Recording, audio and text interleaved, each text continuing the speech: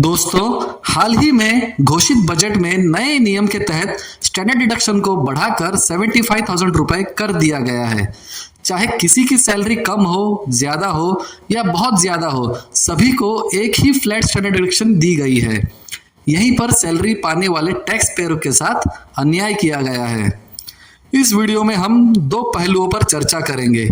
पहला कि प्रॉब्लम क्या है और दूसरा उस प्रॉब्लम का सल्यूशन क्या है। डिटेल में जानने के लिए कृपया इस वीडियो को अंत तक देखें। मैं संतोष कपल, एक स्टार्टअप बिजनेस कोच और मेंटर, आप सभी को मेरे यूट्यूब चैनल सीए संतोष कपल पर स्वागत है। तो आइए इस वीडियो की शुरुआत करते हैं।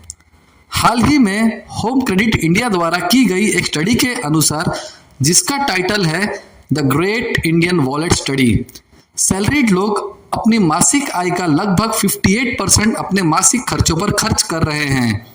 चाहे कोई भी व्यक्ति सालाना सैलरी 10 लाख या 50 लाख या 1 करोड़ या उससे भी अधिक कमाता हो, सभी को एक समान सालाना स्टैंडर्ड डिडक्शन रुपए 75,000 ही मिलता है। जैसे कि हमने चर्चा की, सैलरीड लोग औसतन अपनी मासिक वेतन का लगभग 58% अपने मासिक खर्चों पर खर्च कर रहे हैं। उदाहरण के लिए, जिनकी वार्षिक आय 10 लाख है, वे लगभग 5,80,000 रुपए खर्च कर रहे हैं। जिनकी वार्षिक आय 50 लाख है, वे लगभग 29 लाख खर्च कर रहे हैं। जिनकी वार्षिक आय 1 करोड़ रुपए है, वे लगभग 58 लाख रुपए खर्च कर रहे हैं। और जिनकी वार्षिक आय 5 करोड़ है, वे लगभग 2 करोड़ 90 लाख रुपए खर्च कर रहे हैं। हाल ही में होम क्रेडिट इंडिया द्वारा किए गए स्टडी के अनुसार खर्च औसतन 6% बढ़ गए हैं।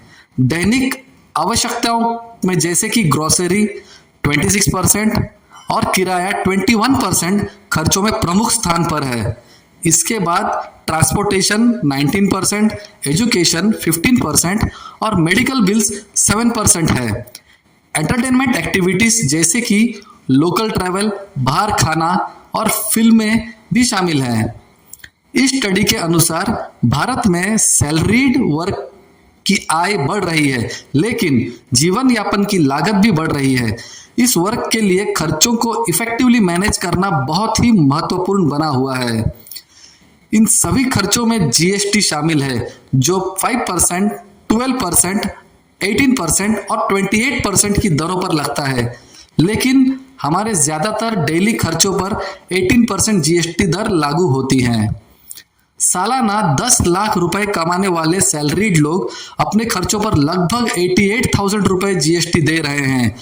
वहीं जो सालाना 50 लाख रुपए कमाते हैं, वे अपने खर्चों पर लगभग 4,42,000 रुपए जीएसटी दे रहे हैं। जो सालाना 1 करोड़ रुपए कमाते हैं, वे अपने खर्चों पर लगभग 8,84,000 रुपए जीएसटी दे रहे हैं।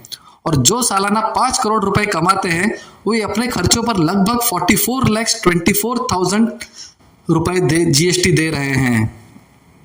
तो यही जगह है जहां सैलरी वालों के साथ अन्याय हो रहा है। देखिए कैसे। जैसे जैसे सैलरी बढ़ता है, खर्च भी बढ़ता है और इसके साथ खर्चों पर जीएसटी भी बढ़ती है। हमारी सरकार सैलरीड वालों के खर्चों पर जीएसटी के रूप में अधिक रेवेन्यू प्राप्त कर रही है, लेकिन उन्होंने सैलरी पर केवल 75,000 रुपए का फ्लैट स्टैंडर्ड डिडक्शन दे रखी है, जबकि अधिक सैलरी पाने वाले लोग सरकार को अधिक जीएसटी दे रहे हैं। सरकार उन्हें केवल 75,000 रुपए का एक समान स्टैंडर्ड डिडक्शन ही प्रदान कर रही है, जो कि पूरी तरह से अन्यायपूर्ण है। वे अधिक जीएसटी और अधिक इनकम टैक्स चुका रहे हैं, जिससे उनके हाथ में सब टैक्स चुकाने के बाद थोड़ी ही रकम बचता है। तो ये सारे प्रॉब्लम्स थी। अब हम सॉल्यूशंस पर बात करेंगे। इनकम टैक्स आयकर स्लैब्स के अनुसार लगाया जाता है, जैसे कि इस चार्ट में दिखाया गया है। फाइनेंशियल ईयर 2024-25 के लिए न्यू रिजिम के अनुसार जिसकी इनकम 3 लाख तक है, उसे कोई टैक्स देना नहीं है, और जिसका इनकम 3 लाख से 7 लाख तक है, उन्हें 5% देना है, और जिसका इनकम 7 लाख से 10 लाख तक है, उसे 10% देना है। और जिसका इनकम 10 लाख से 12 लाख तक है उसे 15% देना है, और जिसका इनकम 12 लाख से 15 लाख है 20%, और जिसका सैलरी 15 लाख से ज्यादा है उसे 30% इनकम टैक्स चुकाना है। इसी तरह सैलरी वालों को फ्लैट स्टैंडर्ड डिडक्शन की बजाय इनकम टैक्स स्लैब्स के अनुसार स्टैंडर्ड डिडक्शन मिलनी चाहिए। इस तरह सरकार उनके साथ न्याय कर सकती है और सैलरीड वाले अपने मेहनत की कमाई को टैक्स के रूप में बचा सकते हैं। यह स्टैंडर्ड डिडक्शन स्लैब्स इस चार्ट के अनुसार होनी चाहिए।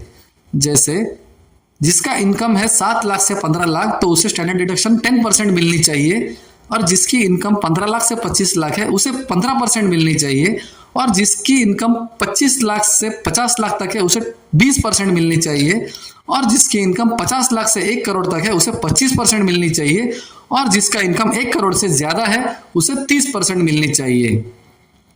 तो इस तरह इक्वालिटी होगी जिसे अभी, और इक्विटी होगी। जैसे करंट स्टैंडर्ड डिडक्शन देख रहे हो आप इस चार्ट पर, इक्वालिटी है। हमें स्टैंडर्ड डिडक्शन कैसी चाहिए, वो इक्विटी होनी चाहिए। यह सरकार का उद्देश्य होना चाहिए कि जितना अधिक जीएसटी योगदान सैलरीड क्लास के लोगों द्वारा दिया जा रहा है उतनी ही अधिक स्टैंडर्ड डिडक्शन उन्हें मिलनी चाहिए। इससे आर्थिक विकास में तेजी आएगी और देश का जीडीपी बढ़ेगा, जिससे हम जल्द ही तीसरी सबसे बड़ी अर्थव्यवस्था बन सकते हैं। कृपया इस वीडियो को अधिक से अधिक लोगों तक पहुंचाने के लिए अपनी सभी दोस्तों के साथ शेयर करें, ताकि यह हमारे फाइनेंस मिनिस्ट्री तक पहुंच सके और वे इसे विचार में ले तथा आने वाले बजट में सैलरी टैक्स पेयर्स को राहत दे सके। कृपया ज्यादा से ज्यादा कमेंट्स करें कि मैं अगला वीडियो किस विषय पर तैयार करूं। यदि आपको यह वीडियो पसंद आया हो तो कृपया लाइक और सब्सक्राइब कीजिए। एक और नए और इंटरेस्टिंग वीडियो के साथ फिर मिलेंगे। इस वीडियो को देखने के लिए धन्यवाद।